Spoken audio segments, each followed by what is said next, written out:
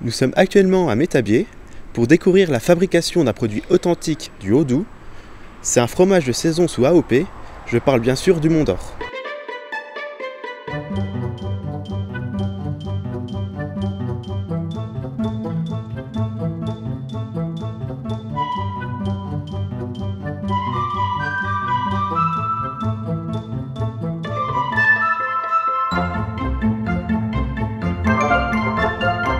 Tout d'abord, bonjour Patrick. Bonjour. Est-ce que vous pouvez déjà m'expliquer qu'est-ce qui vous a plu dans le métier de fromager? Qu'est-ce qui vous a donné envie de le faire? Ce qui m'a donné envie de le faire, c'est de voir mes parents travailler. Bon, c'est clair, à l'époque, j'étais très dur. Après avoir fait l'école de laiterie de Poligny en 1976, eh bien, à la sortie, je suis tout de suite rentré dans le bain. Alors actuellement, comme du temps de nos parents, on est toujours sur du comté, fabrication du comté toute l'année, le morbier et en saison d'hiver, le Mont d'Or. On va maintenant aller à la découverte de la fabrication du Mont d'Or.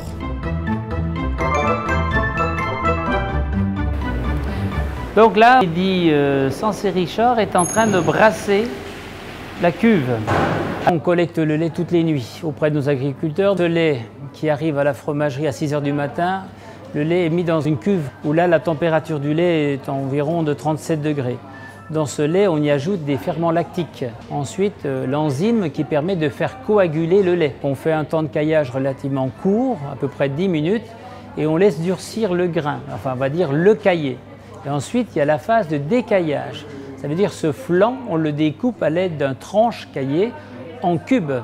Et la grosseur du cube, c'est à peu près la grosseur d'un grain de noix. Et ensuite, le fromager avec sa pelle va brasser à la main.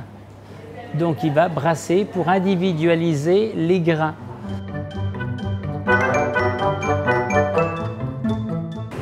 On va assister à la coulée du Mont d'Or. C'est exactement le moment où le grain qui se trouve dans la cuve va se trouver à l'intérieur du moule, où là vous avez des blocs moules qui permettent d'avoir des tailles identiques selon le modèle du fromage. Ensuite, c'est la phase, on va dire, acidification. On laisse acidifier les fromages. Et puis ensuite, c'est le mariage, si je puis dire, du grain de caillé avec l'écorce d'épicéa.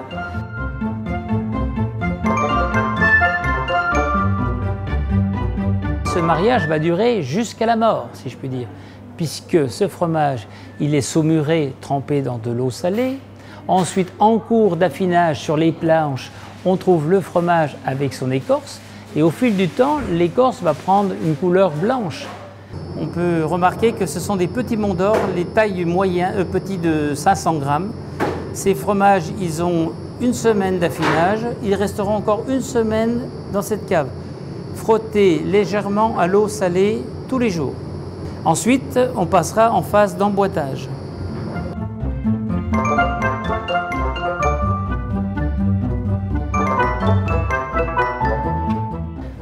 La phase de l'emboîtage, on resserre le Mont d'Or à l'intérieur d'une boîte et on choisit toujours une boîte avec un diamètre inférieur à celui du fromage, de façon à le resserrer, qu'il présente des jolies vagues qui rappellent les vagues de notre beau Jura, d'accord?